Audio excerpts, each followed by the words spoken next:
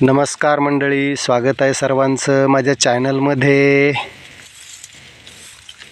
तर सर्वांचा मी मनापासून आभारी आहे. सर्वजण माझे व्हिडिओ पाहतात, तर असेच माझे नवनवीन व्हिडिओ पाहण्यासाठी नक्की माझ्या चॅनलला सबस्क्राईब करा. अनेक प्रकारचे व्हिडिओ आपले खूप माहितीचे येणार आहे. शेतीविषयक माहिती, अनेक माहिती, खूप माहितीचे व्हिडिओ असतात. तर बघा मित्रांनो, हा आहे आपला ऊसाचा प्लॉट. तर आता ऊसा संदर्भात आपण थोडी माहिती देणार आहे. तर मित्रांनो, हा आपला ऊसाचा प्लॉट आहे आणि हा जवळपास 2 एकरचा प्लॉट आहे, बघू शकता. आणि आता हा खोडव्याचा ऊस आहे.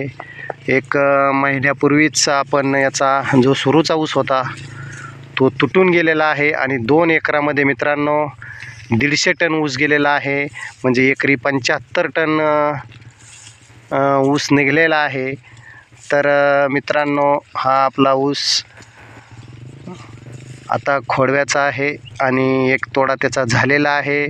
तर बघू शकता, खूप चांगल्या प्रकारचा फुटवा फुटून आला आहे आणि 1च महिना झालेला आहे हा ऊस तुटून गेलेला आहे. बघा कसा खूप सुंदर छान असा फुटवा निघाला आहे त्याचा.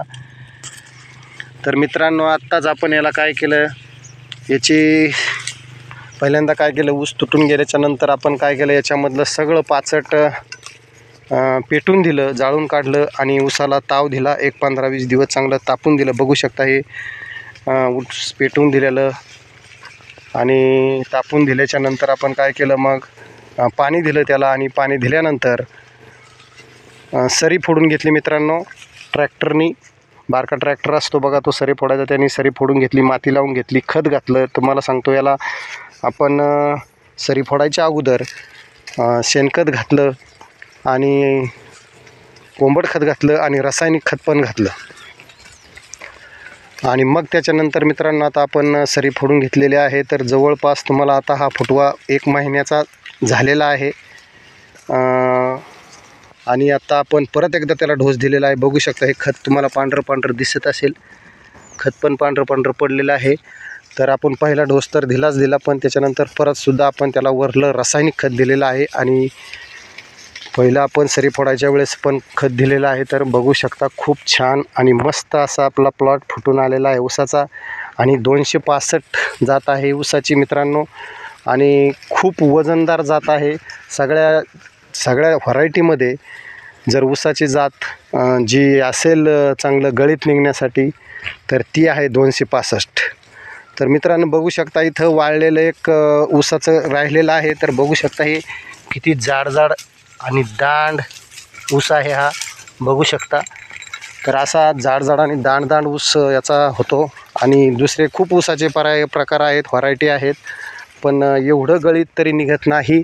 आणि मित्रांनो, आपल्या इकडं पाणी भरपूर असतं आहे नदीचं आणि उन्हाळ्यात सुद्धा याला पाणी लागतं आहे. आणि उन्हाळ्यातसुद्धा खूप छान मस्त आता ऊस निघलेला आहे. बघा, आता उन्हाळा सुरूच होईल आणखीन थोड्या दिवसात. आता थोडीफार थंडी आहे. तर अशा पद्धतीने आपली शेती आहे मित्रांनो. तर शेती करायचं जर म्हटलं तर त्याच्यामध्ये नियोजन खूप महत्त्वाचं आहे.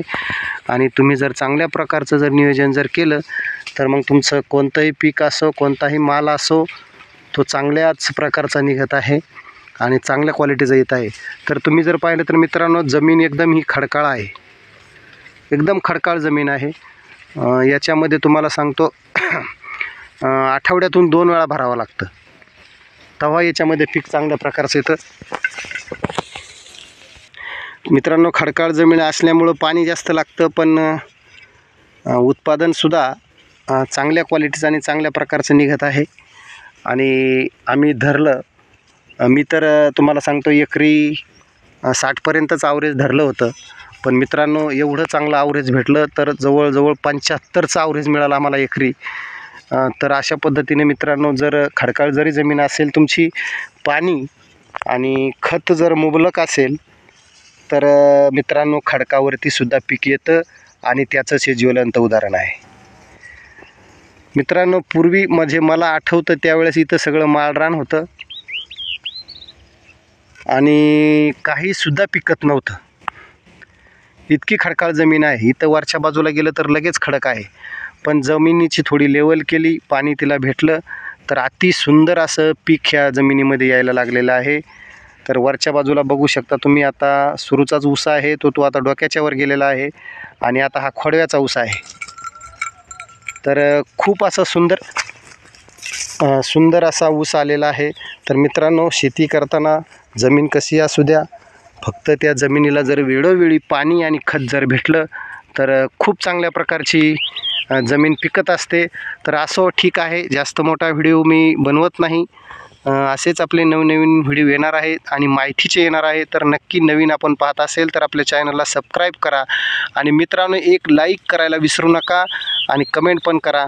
आणि जर आपला व्हिडिओ जर तुम्हाला चांगला वाटेल असेल तर आपल्या मित्रमंडळींना शेअर करा, जेणेकरून त्यांनासुद्धा या व्हिडिओच्या माध्यमातून खूप चांगली अशी माहिती मिळून जाईल. आणि त्यांचा जर तेवढीच माहिती जर मिळून त्यांचा जर थोडाफार जर बदल केला, थोडीफार माहिती जर मिळाली तर नक्कीच आपला व्हिडिओ हा चांगल्या प्रकारचा क्वालिटीचा आहे आणि नक्कीच त्यांचासुद्धा फायदा होईल. तर ठीक आहे, असो, मी जास्त व्हिडिओ मोठा बनवत नाही. व्हिडिओ या इथेच आता मी समाप्त करत आहे. आणि आज 26 जानेवारी आहे. तर 26 जानेवारीच्या सर्व तमाम माझ्या भारतातील मित्रमैत्रिणींना आणि सर्व बंधूंना, भगिनींना 26 जानेवारीच्या खूप खूप शुभेच्छा. आणि मी या ठिकाणीच माझा व्हिडिओ समाप्त करत आहे. तर जय हिंद, जय महाराष्ट्र.